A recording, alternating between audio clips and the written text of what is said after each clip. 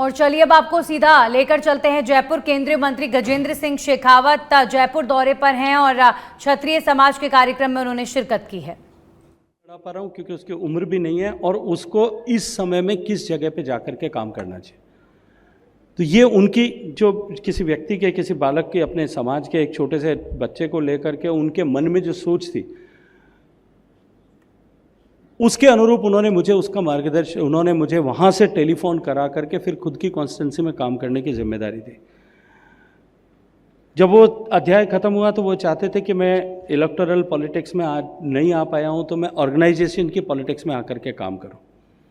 और सामान्यतया हम सभी लोग छात्र संघ की राजनीति से आने वाले लोग जीतने या हारने के बाद में या पद पे रहते हुए या पद का वो दायित्व समाप्त होने के साथ ही अपनी राजनीतिक सरजमीन तलाश करना शुरू कर देते। मेरा भी जब वो अध्याय समाप्त हुआ और क्योंकि वो चुनाव लड़ने की संभावना समाप्त हो गई थी उस अगले 5 साल तक के लिए, तो चुनाव नहीं होना था,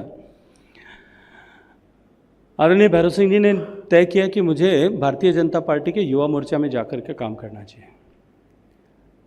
ओम प्रकाश माथुर साहब जो है वो उस समय हमारे संगठन के महामंत्री हुआ करते थे और वर्तमान में जो स्पीकर हैं ओम बिरला साहब, उनको प्रदेश के युवा मोर्चा का अध्यक्ष ऐसा दायित्व मिला था। माननीय मुख्यमंत्री जी ने निर्देश किया कि जाकर के मुझे जोधपुर जाकर के लेकर के आएं और लाकर के मुझे जो है युवा मोर्चा में अपने साथ में काम करने का अवसर प्रदान करें। महामंत्री के नाते मैं काम करूं, ऐसा उन्होंने निर्णय किया। ओम जी भाई साहब मुझे वहाँ लेने के लिए आए थे। मुझे हम रात में टेलीफोन पे सूचना मिली, उस समय लैंडलाइन फ़ोन हुआ करते थे। सुबह मैं उनको मिलने के लिए गया तो उन्होंने मुझे इस विषय की जानकारी दी, जो मेरे लिए एक समाचार था क्योंकि मुझे इसकी मुझे जानकारी भी नहीं थी, न मैंने उसके लिए कोई प्रयास भी किया था। लेकिन मैंने कहा क्योंकि मेरे पास में सीधे सीधे जिस संगठन के साथ में मैं काम कर रहा हूँ उसका दायित्व है, इसलिए मैं सीधा जाकर के आपकी इस बात को एक्सेप्ट करूँ ये ठीक नहीं होगा। मुझे जाकर के अपने संघ के कार्यालय में जाकर के उसकी अनुमति लेनी पड़ेगी।